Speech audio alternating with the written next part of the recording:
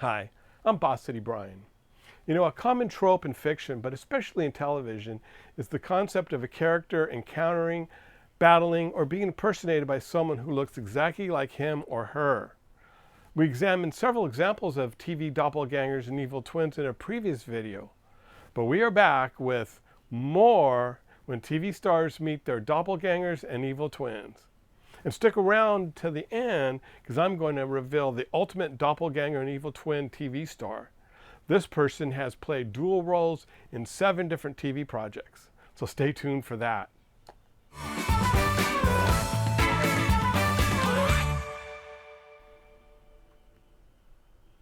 In our previous doppelganger video, we looked at Jaime Sommers' problems with her deadly look-alike in season 1 of The Bionic Woman.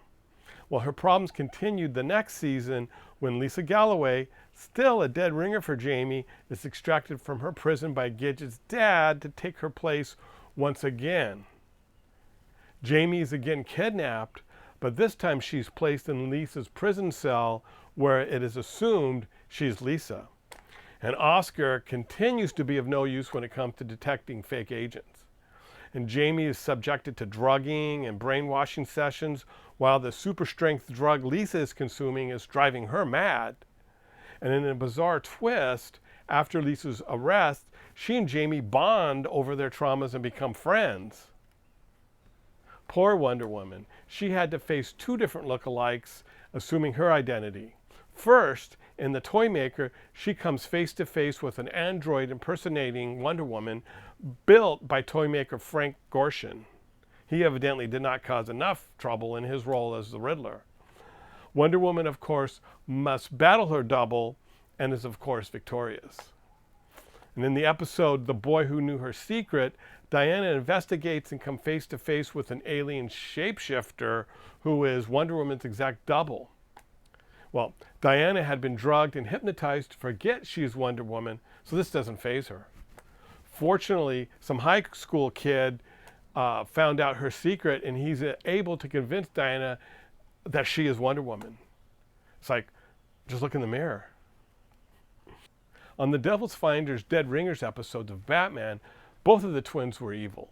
Liberace was the evil piano-playing Chandel, and he was his even more evil twin, Harry.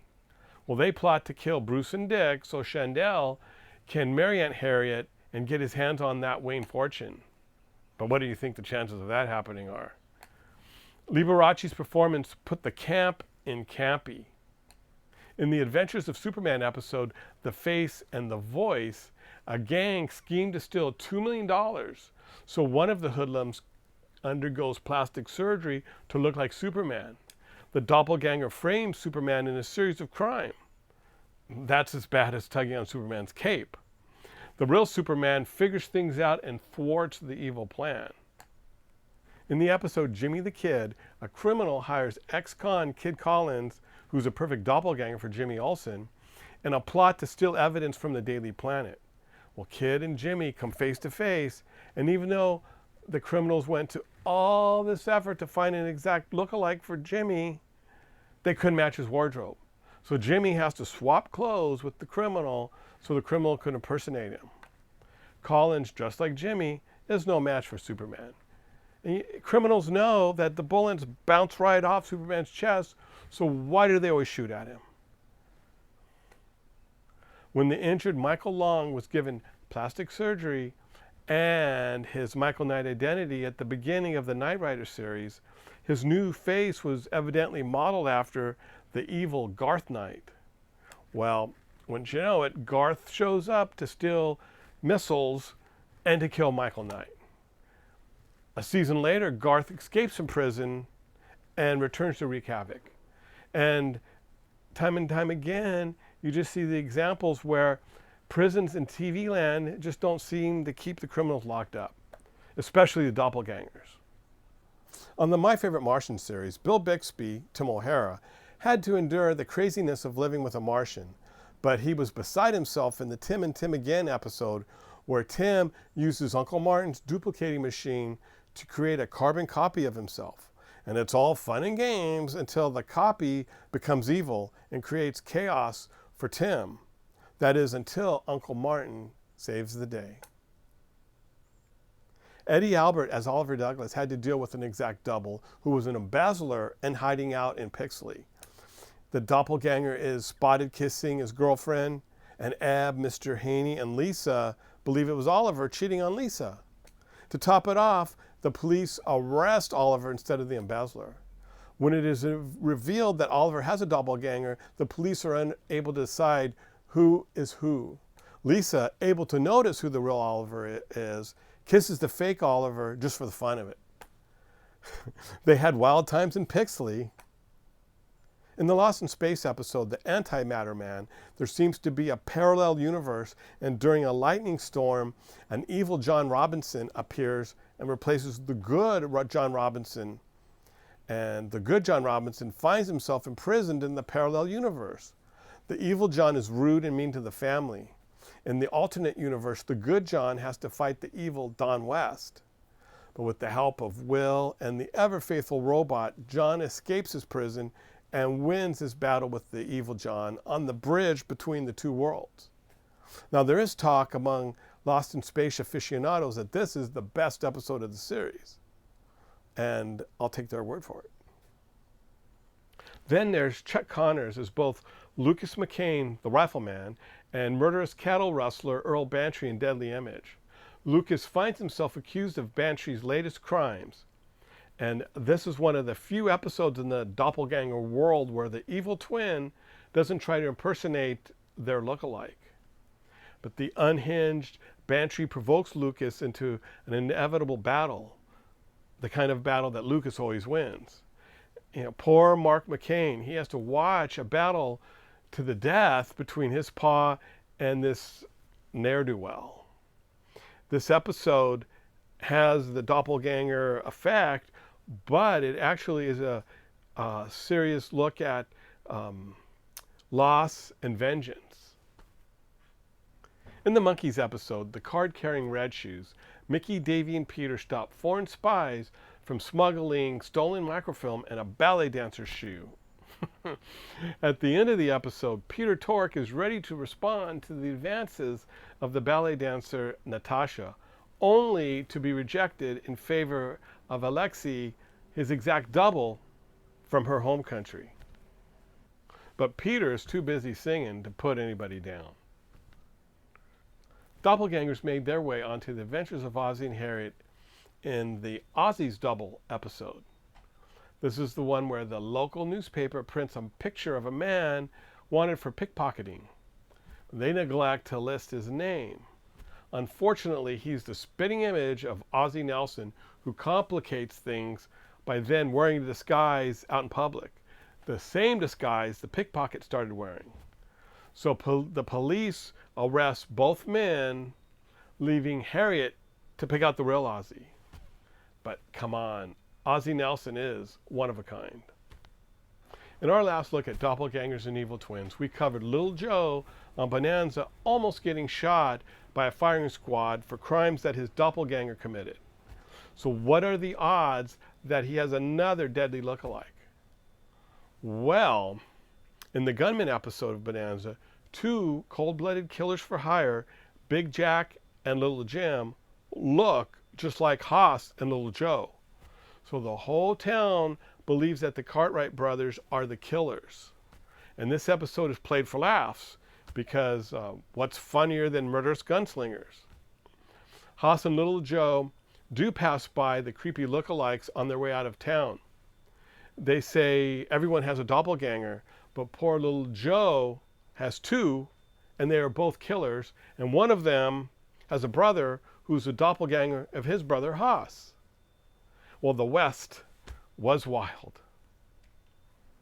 On The $6 Million Man, Steve Austin has his own doppelganger in the aptly titled episode Look-alike, where down on his luck boxer Johnny Dine is Steve's exact double, and he gains access to top secret files from a clueless Oscar Goldman, the same Oscar Goldman who continually is fooled by Jaime Sommers look-alike. Well, the fake Steve is hit by a car trying to flee the real Steve. Of course, Steve then goes undercover posing as the boxer to apprehend the masterminds of this wild caper. But what I wonder is, since Steve had been a famous astronaut, how can he go undercover with the certainty that nobody's going to recognize him? I just don't understand that. But Doppelgangers and Evil Twin episodes don't always make sense. Mork and Mindy went down the Doppelganger road with Mork meets Robin Williams. It seems that Mork's exact double is none other than Robin Williams, and not the other way around. Suddenly, the town realizes that Mork looks like Robin Williams and won't leave him alone. And Mork has trouble dealing with his fame until he meets Robin Williams, who gives him advice. This silly episode takes a dark turn with Mork giving his weekly report to his home planet, and he lists several celebrities who were victims of their own fame. He mentions Elvis, Hendrix, Marilyn Monroe, and others, but he ends with John Lennon as the scene fades to black. We previously discussed how Max and 99 were doppelgangers for gangsters Connie and Floyd, and that 99 was kidnapped and replaced by Chaos Agent Sonia, who was her exact double. Well, Max also had additional lookalikes. In the King Lives and To Sire with Love episodes, Max impersonates the King of Coronia. In the episode The Spy Who Met Himself, he also faces Johan from Chaos's League of Imposters. And he had been trained in all things Maxwell Smart to steal a secret formula. But it's got to be weird knowing that there are so many people walking around with your face, and not to mention all the people walking around with your wife's face. So the life of the spy is never dull. Next, we have the Brady Bunch. We looked at Peter Brady and his identical classmate last time. The Bradys were also seeing double in the Sergeant Emma episode. Alice arranged for her identical cousin, Emma, to fill in for her while she enjoyed a week-long vacation. Now, Emma was a master sergeant in the Women's Army Corps. Emma may look exactly like Alice, but they're as different as night and day, as she micromanaged the household like it was the military. Sometimes cousins are not two of a kind. Honey West, the groundbreaking female-led crime drama starring Anne Francis, featured a doppelganger storyline as well, where a gang of thieves use a brunette woman named Pandora Fox to impersonate Honey, so she would be blamed for their series of crimes. West, of course, must don a brunette wig to disguise herself as Pandora to catch the crooks. This is just another example that doppelganger crimes do not pay. Now it's time to name the ultimate doppelganger and evil twin TV star. This person has played dual roles in 7 different TV projects.